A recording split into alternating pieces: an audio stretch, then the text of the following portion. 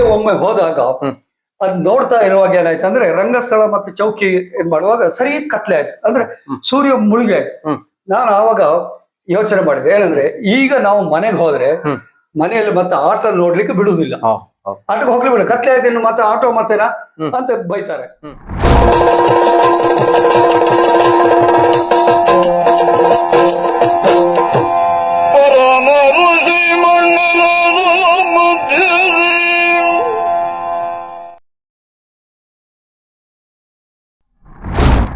ಆತ್ಮೀಯ ವೀಕ್ಷಕರಿಗೆ ಭಾವಸ್ಪಂದನ ಕಾರ್ಯಕ್ರಮಕ್ಕೆ ಪ್ರೀತಿಯ ಸ್ವಾಗತ. ಹೊಸ ವಾರ ಹೊಸ ಅತಿಥಿಯೊಂದಿಗೆ ನಿಮ್ಮ ಮುಂದೆ ಬಂದಿದ್ದೇನೆ. ಇವರು ಬೇರಾರು ಅಲ್ಲ, ಸದಾನಂದ ಐತಾಳ್ ಗುಣ್ಮಿ, ಯಕ್ಷಗಾನದ ಗುರುಗಳು. ಬಹಳಷ್ಟು ಶಿಷ್ಯರಿದ್ದಾರೆ ಇವರಿಗೆ. ಜನಪ್ರಿಯ ಭಾಗವತರು ಸುಬ್ರಹ್ಮಣ್ಯ ಧಾರೇಶ್ವರವರು, ರಾಘವೇಂದ್ರ ಮಯೂರು, ಸುರೇಶ್ ಶೆಟ್ಟರು, ಹೀಗೆ ಆ ಸಾಲು ಬೆಳೀತಾ ಇರ್ತದೆ ಅಂತ ಮಹಾನ್ ಕಲಾವಿದರ ಗುರುಗಳಿವರು. ಹಂಗಾರಘಟ್ಟ ಯಕ್ಷಗಾನ ಕೇಂದ್ರದಲ್ಲಿ ಗುರುಗಳಾಗಿ ಸೇವೆ ಸಲ್ಲಿಸಿದ್ದಾರೆ. ಈಗಲೂ ಕೂಡ ಅಲ್ಲೇ ಸೇವೆ ಸಲ್ಲಿಸಿದ್ದಾರೆ. ಬಹಳಷ್ಟು ವರ್ಷಗಳ ಯಕ್ಷಗಾನದ ಅನುಭವ, ಬಹಳಷ್ಟು ಜ್ಞಾನ ಇದೆ, ಯಕ್ಷಗಾನದ ಬಗ್ಗೆ ಬಹಳಷ್ಟು ತಿಳುವಳಿಕೆ ಇದೆ. ಅಂತಹ ಕಲಾವಿದರ ಮನೆಗೆ ಬಂದೇವೆ. ಅವರ ಮನೆ ಇರುವುದು ಅಂಬಾಗಿಲು, ಸಂತೆಕಟ್ಟೆ, ಉಡುಪಿಯ ಸಂತೆಕಟ್ಟೆಯ ಅಂಬಾಗಿಲಿನ ಅಲ್ಲಿ ಇರತಕ್ಕಂಥ ಅವರ ಮನೆಗೆ ಬಂದೇವೆ.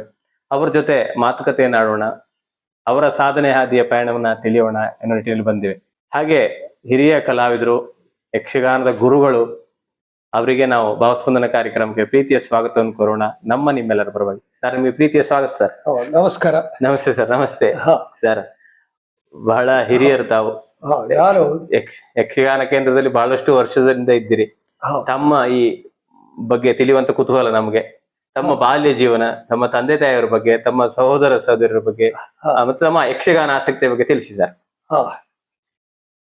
ನಾನು ಗುಳ್ಮಿ ಗ್ರಾಮದವರು. ಗುಳ್ಮಿ ಗ್ರಾಮ ಅಂದ್ರೆ ಅದು ಯಕ್ಷಗಾನದ ಒಂದು ಕ್ಷೇತ್ರ, ಯಕ್ಷಗಾನದ ಪ್ರಭಾವ ವಲಯದಲ್ಲಿ ಬರುವಂತ, ಸದಾ ಅಲ್ಲಿ ಒಂದಿಲ್ಲೊಂದು ಯಕ್ಷಗಾನ ಕಾರ್ಯಕ್ರಮ ನಡೀತಾ ಇದ್ದಂತಹ ಒಂದು ಪ್ರದೇಶ. ಶಾಸ್ತಾನ ಸುತ್ತಮುತ್ತ ಬೇರೆ ಅಮೃತೇಶ್ವರಿ ಮೇಳ, ಬಂದರ್ತಿ ಮೇಳ, ಗೋಳಿ ಗರಳಿ ಮೇಳ ಇತ್ಯಾದಿ ಎಲ್ಲವೂ ದಿನ ಬೆಳಗಾದ್ರೆ ಅಲ್ಲಿ ಆಟ ಆಗ್ತಾ ಇದ್ದದ್ದು. ಹಾಗಾಗಿ ಸಹಜವಾಗಿ ನಮಗೆ ಬಹಳ ಚಿಕ್ಕಂದಿನೂ ಕೂಡ ಈ ಯಕ್ಷಗಾನದಲ್ಲಿ ಒಂದು ಆಸಕ್ತಿ ಬೆಳೆದಿತ್ತು. ಎಷ್ಟೊತ್ತಿಗೆ ಅಂದ್ರೆ ನಾವು ಶಾಲೆ ಹೋಗುವಾಗಲೇ, ನಾನು ಶಾಲೆ ಕಲ್ತದ್ದು ಪಾರ್ವತಿ ಗಣೇಶ ಆಯ ಪ್ರೈಮರಿ ಶಾಲೆ ಅಂತ, PG ಶಾಲೆ ಅಂತಲೇ ಅದರ ಹೆಸರು. ಅಲ್ಲಿ ಮನೆ ಪಕ್ಕದ ಶಾಲೆ ಅದು, ಅಲ್ಲಿ ಹೋಗ್ತಾ ಇದ್ದೆ. ಆಗ ಶಾಲೆ ಹೋಗುವಾಗ ಆಚೆ ಈಚೆ ಎಲ್ಲಾದ್ರೂ ಆಟ ಇದ್ರೆ ನಾವು ರಾತ್ರಿ ಆಟ ನೋಡುದು, ಶಾಲೆ ಹೋಗಿ ಅಲ್ಲಿ ಕ್ಲಾಸಲ್ಲಿ ನಿದ್ರೆ ಮಾಡುವುದು. ಮಾಸ್ಟರ್ ಓಹೋ ನಿನ್ನೆ ನೀನು ಆಟಕ್ಕೆ ಹೋಗಿದ್ದೆ ಅಲ್ವಾ ಅಂತೇಳಿ ಅವರು ಕೇಳ್ತಾ ಇದ್ರು. ಏನು ಶಿಕ್ಷೆ ನೀಡ್ತಿರ್ಲಿಲ್ಲ ಆತರ. ಅಂದ್ರೆ ಅಷ್ಟು ಚಿಕ್ಕಂದಲ್ಲೇ ಸುಮಾರು 8-10 ವರ್ಷದಲ್ಲಿ ಇರುವಾಗ್ಲೇ ಆ ಆಟದ ಎಲ್ಲಾ ಕಥೆ ನಮಗೆ ಸಾಧಾರಣ ಅರ್ಥವಾಗ್ತಾ ಇತ್ತು. ಆತರ ಅಲ್ಲ, ಬೆಳಗುರಿ ನೋಡುವ ಕುತೂಹಲ ಇತ್ತು. ಇದು ನಮ್ಮ ವಂಶದಲ್ಲಿ ಯಕ್ಷಗಾನ ಇದ್ದವರು ಯಾರೂ ಇಲ್ಲ. ನಿಮ್ಮ ಹಿರಿಯರು ಯಾರಿಲ್ಲ? ಬೇರೆ ಯಾರೂ ಇಲ್ಲ. ನಮ್ಮ ತಂದೆ ಹೋಟೆಲ್ ಕಾರ್ಮಿಕರಾಗಿದ್ರು, ಕೆಲವು ವರ್ಷ ಸ್ವಂತ ಹೋಟ್ಲನ್ನ ನಡೆಸಿದ್ರು.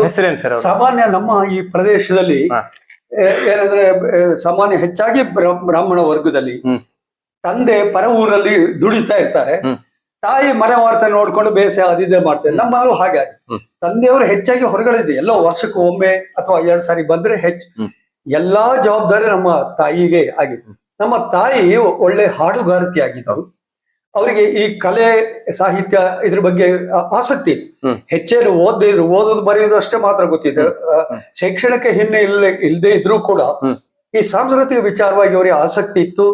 ಪ್ರಾಯಶಃ ನನಗೆ ಅವರಿಂದ ಇದು ಬಂದಿರಬಹುದು ಅಂತ ಕಾಣ್ತದೆ. ಯಾಕಂದ್ರೆ ಸಾಮಾನ್ಯ ನಮ್ಮ ವರ್ಗದಲ್ಲಿ ಎಲ್ಲ ಇರುವಂತೆ ಸಾಯಂಕಾಲದ ಹೊತ್ತು ಭಜನೆಯನ್ನು ಮಾಡ್ತಾರೆ ಮನೆಯಲ್ಲಿ. ಭಜನೆ ಮಾಡುವಾಗ ಏನಾಗುತ್ತೆ ಅಂದ್ರೆ ದಾಸರ ಪದವನ್ನು ಹೇಳುವಾಗ ಯಾವ್ದಾದ್ರು ಒಂದು ತಾಳ, ಒಂದು ಲಯ, ಯಾವ್ದೋ ರಾಗ ಮಟ್ಟು ಏನಾದ್ರು ಒಂದು ಇರ್ಬೇಕಾಗ್ತದೆ. ಅದನ್ನ ದಿನಾ ಮಾಡೋದ್ರಿಂದ ಆ ಸಾಧಾರಣ ಆ ಹಾಡುಗಳೆಲ್ಲ ಇರುವುದ್ರಿಂದ ಈ ಯಕ್ಷಗಾನದ ಹಾಡುಗಳು ಕೂಡ ಈ ಹಾಡಿಗೆ ಸಾಮ್ಯತೆ ಇರುವುದರಿಂದ ನಮ್ಗೆ ಅದ್ರಲ್ಲಿ ಒಂದು ಆಸಕ್ತಿ ಬಂತು. ಮಾತ್ರವಲ್ಲ, ಈ ಲಯ ತಾಳದ ಬಗ್ಗೆ ಹೆಚ್ಚು ಒದ್ದಾಡಬೇಕಾದ ಅವಶ್ಯಕತೆ ಬರಲಿಲ್ಲ. ಅದು ಸಹಜವಾಗಿ ರಕ್ತಗತವಾಗಿ ಬಂದಿತ್ತದು. ಹಾಗಾಗಿ ಏನಾಯ್ತಂದ್ರೆ ನಾನು ದೊಡ್ಡವನಾಗ್ತಾ ಆಗ್ತಾ ಇದರಲ್ಲಿ ಆಸಕ್ತಿ ಮತ್ತೂ ಹೆಚ್ಚಾಯ್ತು. ಎಲ್ಲರಿಗೆ ಆಸಕ್ತಿ ಅಂದ್ರೆ ನೋಡಿ, ನಾನು ಕೇವಲ 5ನೇ ಕ್ಲಾಸಿನ ಹುಡುಗ. ನಮ್ಮ ಮನೆ ಹಿಂದೆ ಸ್ವಲ್ಪ ದೂರದಲ್ಲಿ ಒಂದು ಆಟ ಅಂತ ಪ್ರಚಾರ. ಆ ಕಾಲದಲ್ಲಿ ಹಾಗೆ ಒಂದು ಆಟ ಆಗೋದಾದ್ರೆ 1 ವಾರ ಮುಂಚೆ ಎಲ್ಲ ಅದು ಹರಡ್ತಾ ಇತ್ತು, ಹಬ್ತಾ ಇತ್ತು, ಎಂತವ್ರ ಮನೆ ಇಂಥ ದಿವಸ ಆಟ ಅಂತ. ಅಷ್ಟು ದಿವಸದವರೆಗೂ 8 ದಿವಸದವರೆಗೂ ನಮಗೆ ಆ ಕುತೂಹಲ ತಡ್ಕೊಳ್ಲಿಕ್ಕೆ ಆಗುದಿಲ್ಲ. ಯಾವತ್ತು ಆಟ ಬರ್ತೇನೆ ನೋಡ್ತೇನೆ ಅಂತ. ಹೀಗೆ ಆಟದ ದಿವಸ ಸುಮ್ಮನೆ ಆಟಕ್ಕಾಗಿ ಹೋಗೋದಲ್ಲ, ನಮ್ಮ ಆಸಕ್ತಿ ಹೇಗಿದೆ ಅಂದ್ರೆ ಆ ರಂಗಸ್ಥಳ ಕಟ್ಟುವುದನ್ನು ನೋಡ್ಬೇಕು ನಮ್ಗೆ. ಆಗ ನಮಗ್ ಖಾತ್ರಿ ಆಟ ಇವತ್ತದೆ.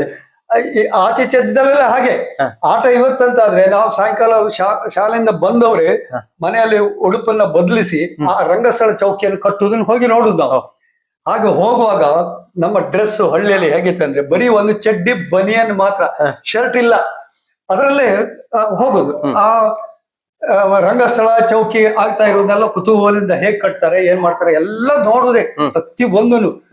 ಹೀಗೆ ಒಮ್ಮೆ ಹೋದಾಗ ಅದ್ ನೋಡ್ತಾ ಇರುವಾಗ ಏನಾಯ್ತು ಅಂದ್ರೆ ರಂಗಸ್ಥಳ ಮತ್ತೆ ಚೌಕಿ ಏನ್ ಮಾಡುವಾಗ ಸರಿ ಕತ್ಲೆ ಆಯ್ತು, ಅಂದ್ರೆ ಸೂರ್ಯ ಮುಳುಗಿ ಆಯ್ತು. ನಾನು ಆವಾಗ ಯೋಚನೆ ಮಾಡಿದೆ ಏನಂದ್ರೆ ಈಗ ನಾವು ಮನೆಗೆ ಹೋದ್ರೆ ಮನೆಯಲ್ಲಿ ಮತ್ತೆ ಆಟ ನೋಡ್ಲಿಕ್ಕೆ ಬಿಡುವುದಿಲ್ಲ, ಆಟಕ್ಕೆ ಹೋಗ್ಲಿ ಬಿಡ, ಕತ್ಲೆ ಆಯ್ತು ಇನ್ನು ಮತ್ತೆ ಆಟೋ ಮತ್ತೇನಾ ಅಂತ ಬೈತಾರೆ. ಹಾಗಾದ್ರೆ ಆಟ ನೋಡದೆ ಇರ್ಲಿಕ್ಕೆ ಸಾಧ್ಯ ಇಲ್ಲ. ಏನ್ ಮಾಡುದು ಅಂತ ಹೇಳಿ ನನ್ನ ಸ್ನೇಹಿತರು ಇನ್ನೊಬ್ಬ ಇದ್ದಿದ್ದ ಒಬ್ಬ, ಅವನೊಟ್ಟಿಗೆ ಹಾಗಾದ್ರೆ ಒಂದು ಕೆಲಸ ಮಾಡುವ, ನಾವು ಮನೆಗೆ ಹೋಗುದೇ ಬೇಡ ಅಂತೇಳಿ ಹೇಳಿ ಅಲ್ಲೇ ಉಳಿದದ್ದೆ. ಸ್ವಲ್ಪ ಹೊತ್ತಿಗೆ ಇದು ಅಬ್ರತಾಳ ಅಂದ್ರೆ ಕೇಳಿ ಹೊಡೆಯುದು, ಚೆಂಡೆ ಹೊಡೆದ್ರು ಅಲ್ಲಿ ಹೋಗಿ ಅಲ್ಲಿ ನೋಡ್ತು, ಮತ್ತೆ 1 ಗಂಟೆ ಅಲ್ಲಿಲ್ಲ ಅಲ್ಲದು ಸುಮ್ನೆ ಇದ್ರಾಗೆ ಸರಿ ಕತ್ಲೆ ಆದ್ಮೇಲೆ ಅಲ್ಲಿ ಗಣಪತಿ ಪೂಜೆ ಆಯ್ತು. ಗಣಪತಿ ಪೂಜೆ ಆದ್ಮೇಲೆ ಆ ಗಣಪತಿ ಪೂಜೆಯನ್ನ ನೋಡಿ ಬಂದು ಇನ್ನು ಆಟದ ಹತ್ರ ಕೂತ್ಕೊಳ್ಳುವಾಗ ಆಗ ಸಾಮಾನ್ಯ ನಮ್ಮ ವರ್ಗದ ಎಲ್ಲಾ ಮಕ್ಕಳ ಕಿವಿಯಲ್ಲಿ ಚಿನ್ನದ ಒಂಟಿ ಇರ್ತದೆ. ನಮಗೆ ಆಟ ನೋಡ್ತಾ ಇರುವಾಗ ಅಲ್ಲಿ ಸಭಾಲಕ್ಷಣ ಆಗ್ತಾ ಇರುವಾಗ ಕಿವಿ ಸಾಮಾನ್ಯ ಆಟಕ್ಕೆ ಹೋಗುವಾಗ ಏನ್ ಮಾಡ್ತಾರೆ ಮನೆಯವರು ಅದನ್ನೆಲ್ಲ ಕಳಿಸಿಟ್ಟು ನಮ್ಮನ್ನು ಕಳಿಸ್ತಾರೆ, ಯಾರಾದ್ರೂ ಅಪಹರಿಸ್ತಾರೆ.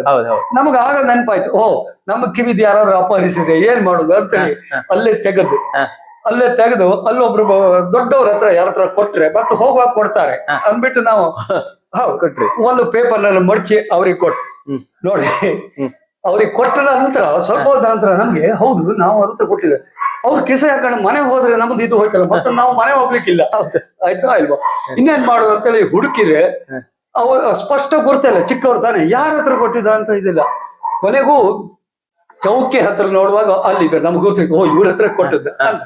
ಅವಾಗ ನಾವು ಇದು ಕೊಟ್ಟಿದ್ದೇವಲ್ಲ ಅದ ಕಿವಿ ಹುಟ್ಟಿ ನಮಗ್ ಕೊಡಿ ಅಂತ ಹೇಳಿ. ಆಗ ಅವ್ರು ಅಯ್ಯೋ ಮಕ್ಕಳೇ ನೀವು ಈಗ ಇಟ್ಕೊಂಡು ಮತ್ತೆ ಕಳಿತೀರಿ, ಬೆಳಿಗ್ಗೆ ಆದ್ಮೇಲೆ ಕೊಡಿ ಅಂದ್ರಲ್ಲ ಅಂದ್ರೆ. ಆಗ ನಾವು ನೋಡಿ ಅಷ್ಟು ಚಿಕ್ಕವರು ಮಕ್ಕಳು ಈ ಸುಳ್ಳು ಮೋಸವನ್ನ ಹೇಗ್ ಅದು ಯಾರು ಕಲ್ಸೋದ್ ಬೇಡ, ನಾವು ತಾನೇ ಬರ್ತದಂದ್ರೆ ಅವ್ರ ಹತ್ರ ಒಂದು ಸುಳ್ಳು ಹೇಳಿದ್ವಿ, ಇಲ್ಲ ಮನೆಯವ್ರು ಯಾರೋ ಬಂದರೆ ನಾವು ಈಗಲೇ ಮನೆಗೆ ಹೋಗ್ತೇವೆ ಅಂದ್ರೆ ಅವ್ರು ಕೊಡ್ತಾರ ಕೊಟ್ಟು ಆಯ್ತಾ. ಕೊಟ್ಟವ್ರು ನಾವು ಆಮೇಲೆ ಮೇಲ್ ಕೆಸಿನ ತೆಗೆದು ಚಡ್ಡಿ ಕೆಸಿಗೆ ಇದ್ರ ಜೋಬಿಗೆ ಹಾಕಿ ಭದ್ರವಾಗಿ ಇಟ್ಟುಕೊಂಡು ನಾವು ಆಟ ನೋಡಿ ಬೆಳಗ್ವರೆಗೂ ಆಟ ನೋಡಿ ಆಮೇಲೆ ಮನೆಗೆ ಹೋಗಿ. ನಮಗ್ ಗೊತ್ತು ಮನೆಗೆ ಹೋದ್ಮೇಲೆ ನಮ್ಗೆ ಈಗ ಪೂಜೆ ಇದೆ, ಯಾಕಂದ್ರೆ ಇಷ್ಟು 10 ವರ್ಷದ ಹುಡುಗ ರಂಗಸ್ಥಳ ನೋಡ್ತಾ ನಾವು ಬಾದ್ರೆ ಯಾವುದೇ ಮನೆಯವರು ಸುಮ್ಮನೆ ಇರ್ತಾರ ಅಂತ. ಹೋಗುವಾಗ ನನ್ನ ಅದೃಷ್ಟಕ್ಕೆ ಬೆಂಗಳೂರಿನ ನಮ್ಮ ದೊಡ್ಡಮ್ಮ ಒಬ್ರು ಬಂದಿದ್ರು ಆ ದಿವಸ ಬೆಳಿಗ್ಗೆ ನಮ್ಮ ಮನೆಗಳಲ್ಲಿ ಬಂದು. ಹಾಗಾಗಿ ಅವ್ರು ನಾನು ಮಾತಾಡ್ಸಿದ್ರು, ನಮಗೊಂದು ಗ್ಯಾರಂಟಿ, ದೊಡ್ಡಮ್ಮ ಬೆಂಗಳೂರಿಗೆ ಬಂದಾಗ ನಮ್ಮ ಮನೆಯಲ್ಲಿ ಯಾರು ಹೊಡೆಯುದಿಲ್ಲ ಅಂತ. ಹಾಗೆ ಆಯ್ತು. ಆದ್ರೂ ಹೇಳಿದ್ರು, ನೀನು ಹೇಳ್ದೆ ಕೇಳಿದೆ ಆಟಕ್ಕೆ ಹೋಗಿದ್ಯಾ? ಅದು ನಾನು ತಂದೆ ತಾಯಿಗೆ ಒಬ್ಬನೇ ಮಗ, ನನ್ನ ತಂಗಿ ಒಬ್ಳು, ಇಬ್ಬರೇ ಮಕ್ಕಳು ನಾವು. ಹಾಗಾಗಿ ಸ್ವಲ್ಪ ಮುದ್ದಿನಿಂದ ಇದರಿಂದ ಬೆಳೆದವ ನಾನು. ಮುಂಚಿನಿಂದ ಹಾಗೆ ಎಲ್ಲದರಲ್ಲೂ ಮುಂದು ದುಡುಕು ಇದೆಲ್ಲ ಜಾಸ್ತಿ ಇತ್ತು. ನಾನು ಸ್ಕೂಲಲ್ಲೂ ಕೂಡ ಎಲ್ಲದಕ್ಕೂ ನಾನು ಸ್ಕೂಲ್ ಲೀಡರ್ ನಾನು. ಮತ್ತೆ ಎಲ್ಲಾ ಕ್ಲಾಸಲ್ಲೂ ನಾನು ಪ್ರಥಮ, ಪ್ರತಿ ಇದ್ರಲ್ಲೂ ಇದ್ರಲ್ಲಿ ತುಂಬಾ ಒಬ್ಬ ಮೆರಿಟ್ ಸ್ಟೂಡೆಂಟ್ ನಾನು. ನನ್ನ ಹಾಗೆ ನನ್ನ ಮಕ್ಕಳು ಕೂಡ ಮೆರಿಟ್ ಸ್ಟೂಡೆಂಟ್ಸ್, ಎಲ್ಲ ಕಡೆ ಫಸ್ಟ್ ರ್ಯಾಂಕ್ ಬಂದಾರೆ. ಹಾಗಾಗಿ ನನಗೆ ಆ ಲೀಡರ್ಶಿಪ್ ಕ್ವಾಲಿಟಿ ಆರಂಭದಿಂದ ಬಂದಿದೆ. ಮತ್ತೆ ಯಾರು ಡಾಮಿನೇಟ್ ಮಾಡುದು, ಯಾರ ಹತ್ರ ಏನಾದ್ರು ಯಾರಿಗೂ ಕ್ಯಾರಿಯರ್ ಏನಾದ್ರು ಹೇಳುದು, ಈ ತರ ಎಲ್ಲ ಅದು ಈ ಕಾರಣದಿಂದ ಅದು ಬಂದಿತ್ತು.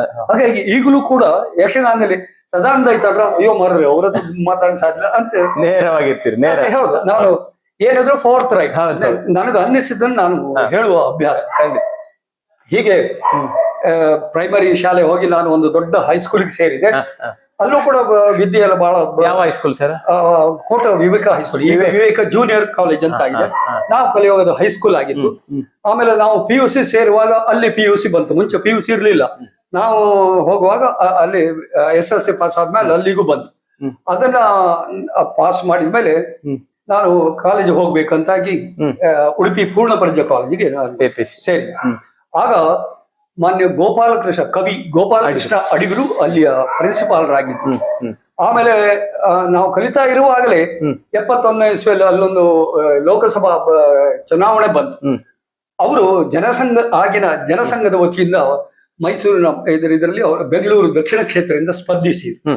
ಆಗಲೇ ಏನಾಗಿತ್ತು ಅಂದ್ರೆ, ಯಾವುದೇ ಸರ್ಕಾರಿ ಉದ್ಯೋಗದಲ್ಲಿದ್ದವರು ಚುನಾವಣೆಗೆ ಸ್ಪರ್ಧಿಸಬೇಕಾದ್ರೆ ರಾಜೀನಾಮೆ ಕೊಟ್ಟು ಅವರು ಇದು ಹಾಕ್ಬೇಕಂತ ಒಂದು ಇದು. ಈಗ ಹಾಗೇನಿಲ್ಲ.